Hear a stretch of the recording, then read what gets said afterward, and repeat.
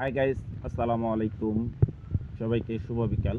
দেখুন মাশাআল্লাহ, আসলে কষ্ট করলে যে ভালো কিছু পাওয়া যায় এটা না দেখলে বুঝতে পারবেন না।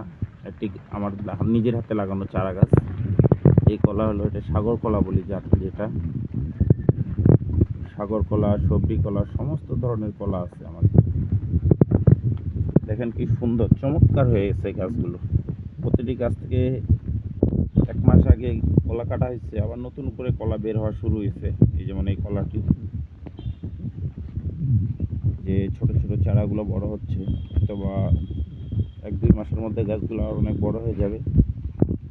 এটা হলো সবজি কলা, যে অল্প কিছুদিন হয়েছে বের হওয়ার, কি সুন্দর মোটা মোটা হওয়া শুরু হয়েছে।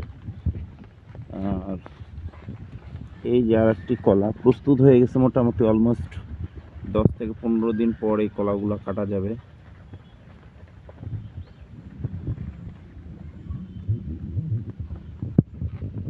তাহলে আমার খামারে গরুর জন্য লাগানো ঘাস অত্যন্ত সুন্দর হয়েছে। আসলে গবাদি পশু পালন করতে গেলে আপনাকে ঘাসের কোনো বিকল্প নেই। যদি আপনি ঘাস লাগাইতে পারেন তাহলে হয়তো আপনি বর্তমান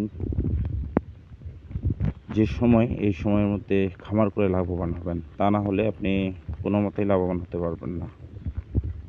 দেখেন কত কলা গাছ।